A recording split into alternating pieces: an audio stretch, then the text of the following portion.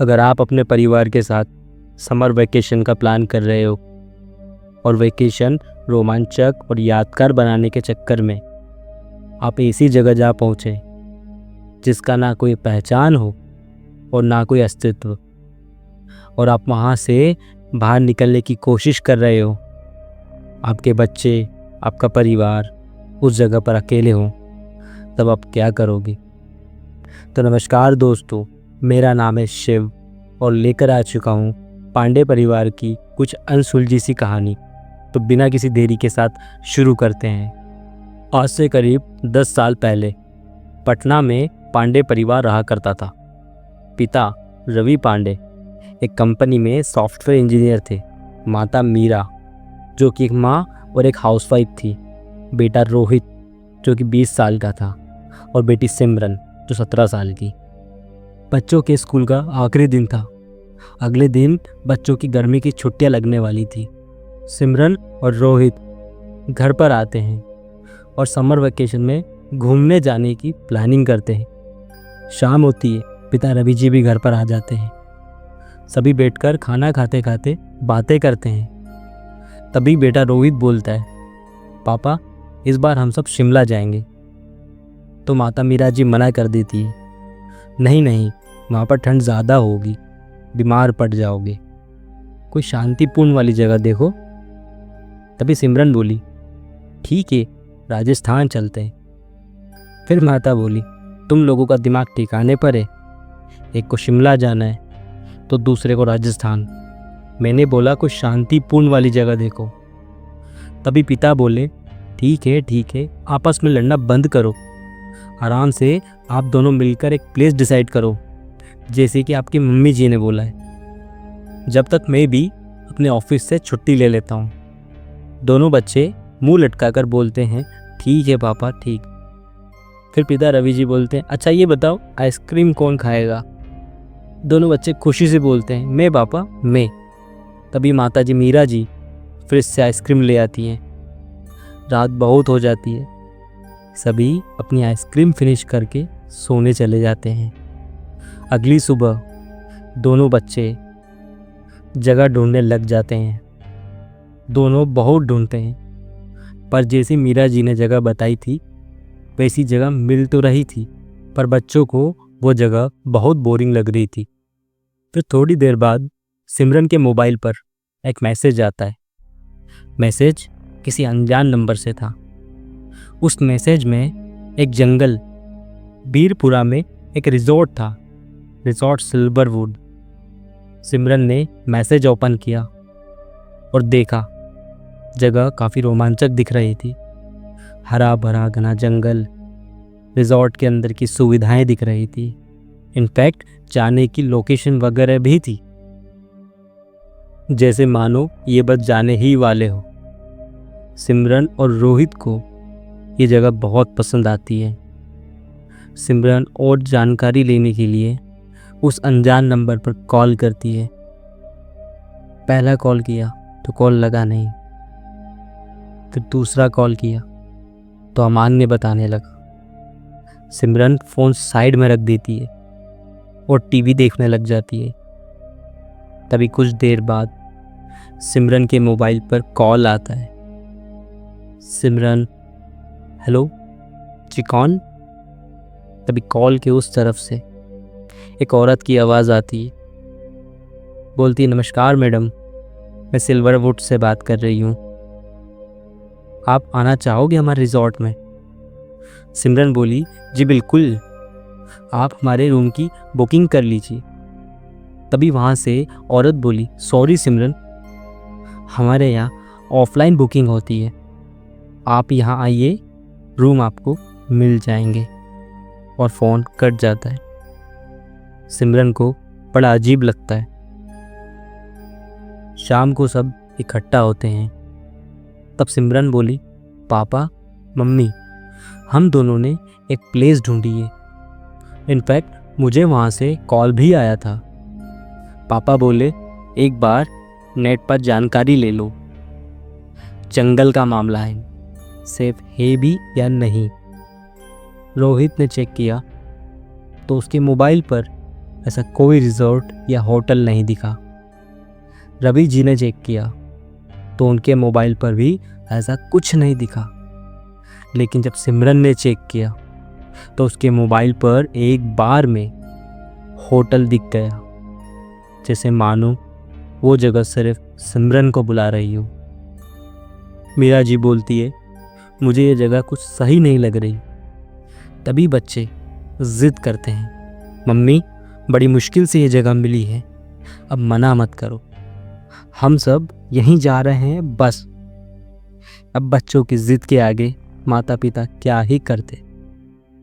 रवि जी बोले, चलो फिर, देरी किस बात की, जाओ और जल्दी जल्दी सामान पैक करो, कल शाम की ट्रेन है। सभी लोग अपनी पैकिंग शुरू करते हैं और अगली शाम को निकल पड़ते हैं। छुट्टियों को यादगार बनाने के लिए पूरे 24 घंटे के सफ़र के बाद पहुंच जाते हैं। स्टेशन पर काफ़ी अटपटा सा माहौल था। कुछ गिनती के लोग ही उतरे थे वहां पर। सिमरन और रोहित काफ़ी खुश थे। सभी लोग स्टेशन के बाहर जाते हैं तो मुश्किल से 4 ऑटो वाले वहां खड़े थे। रवि जी पास गए और बोले, अरे भाई साहब, होटल सिल्वरवुड चलोगे? ऑटो वाला बोला, कहाँ? ऐसी तो कुछ जगह नहीं है यहाँ पर। दूसरा पूछता है, कौन से इलाके में पड़ता है? हम छोड़ देंगे वहाँ। तब रवि जी बोले, अरे वही बीरपुरा का जंगल है ना, वहाँ, वो वाला सिल्वरवुड। सारे ऑटो वाले एकदम चुपचाप और धीरे धीरे वहाँ से जाने लगते हैं।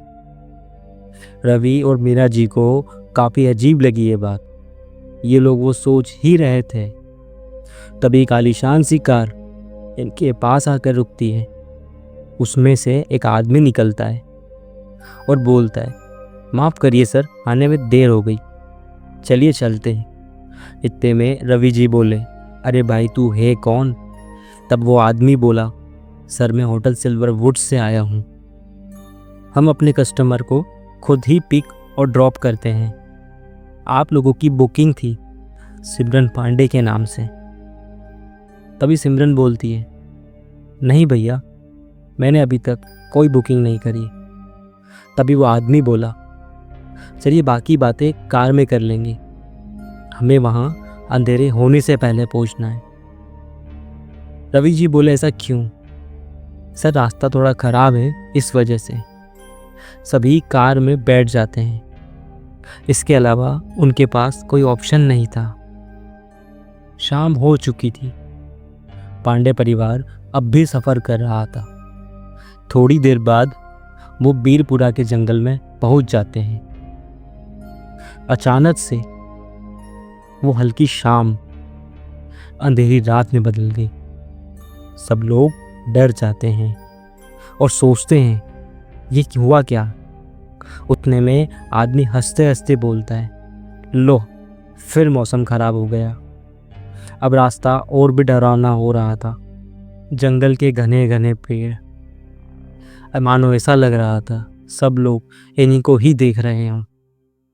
रास्ता ऐसा जैसे मानो सालों से सूखी हुई नदी। अब सिमरन और रोहित डर रहे थे। तभी वो आदमी बोला, डरो मत बच्चों, यही हमारे होटल की खासियत है।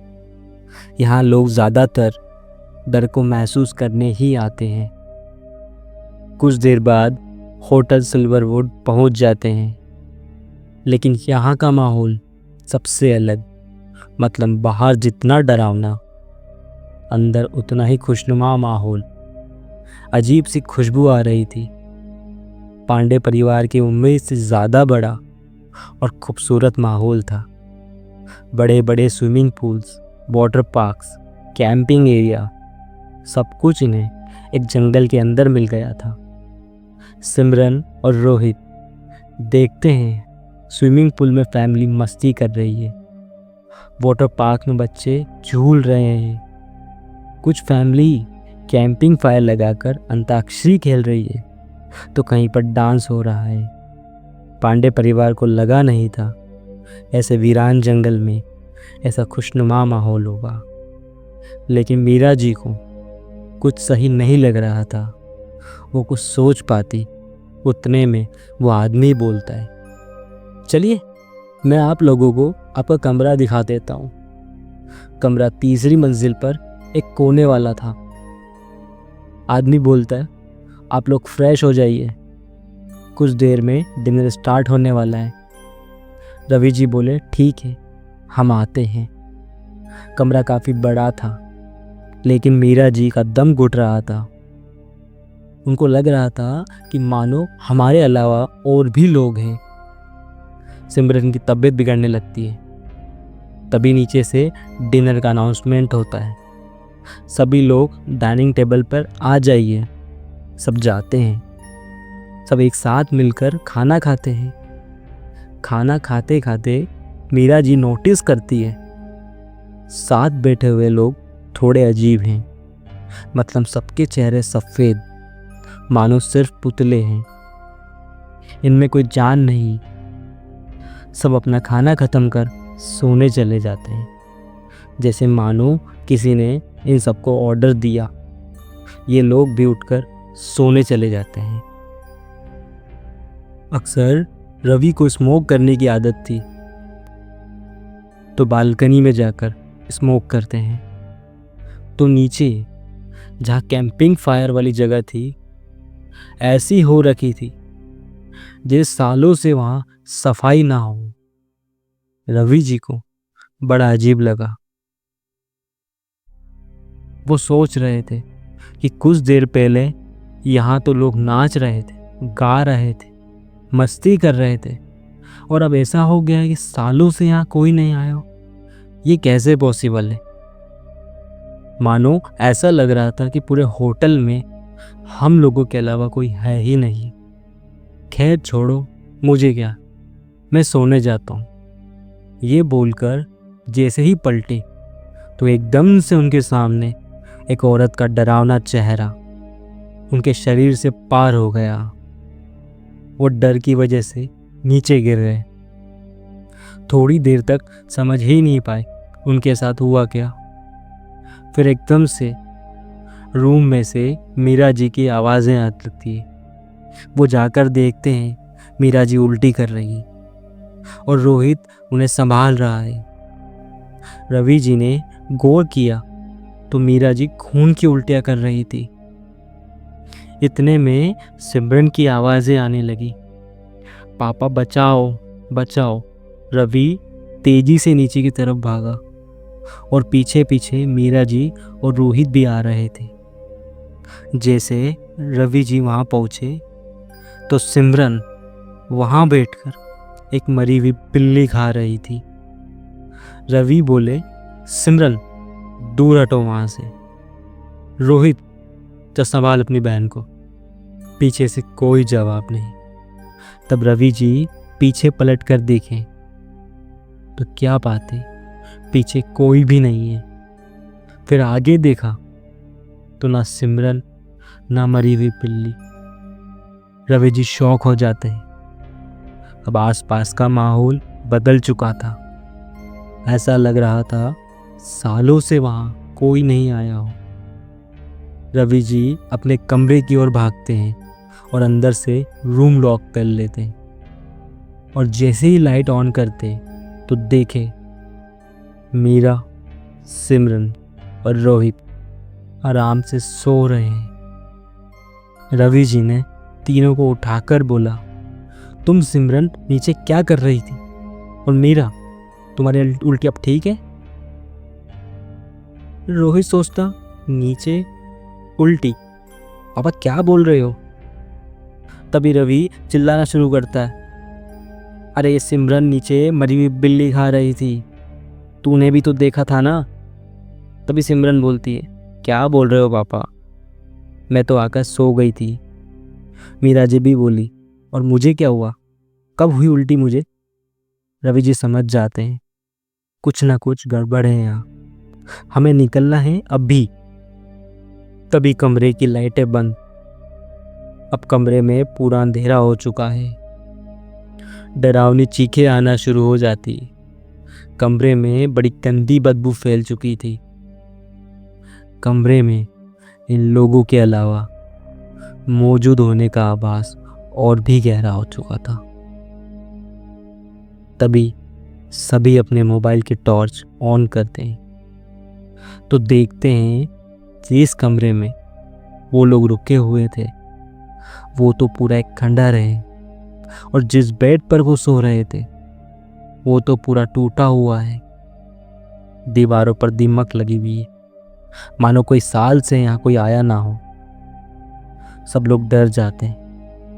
अब सब सामान छोड़ रवि जी अपने परिवार के साथ बाहर भागने लगते हैं।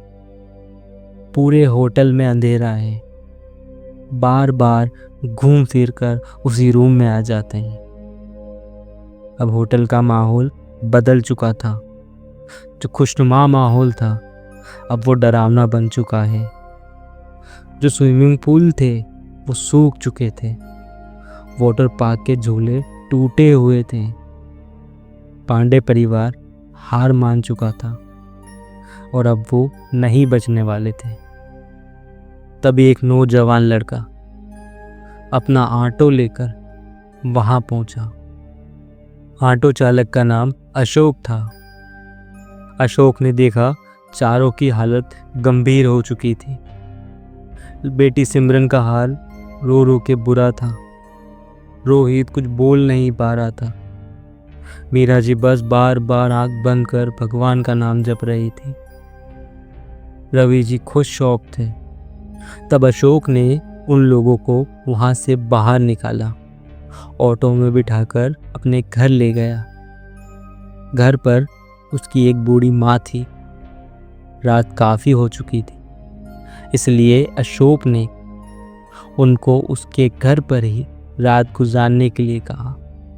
अब वो लोग डरे सहमे और करते भी क्या। रात जैसे तैसे निकली। सुबह होती है।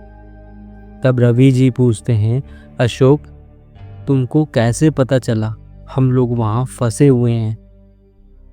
तब अशोक बोला, भाई साहब जब आप स्टेशन पर ऑटो वाले से बात कर रहे थे तब मैं पीछे ही खड़ा था, और जिस जंगल के होटल की आप बात कर रहे हो वो होटल आज से 50 साल पहले बंद हो चुका था। फिर कुछ देर बाद आप पता नहीं किससे बातें करने लगे और जंगल की तरफ बढ़ चले, जबकि आपको तो रास्ता पता ही नहीं था।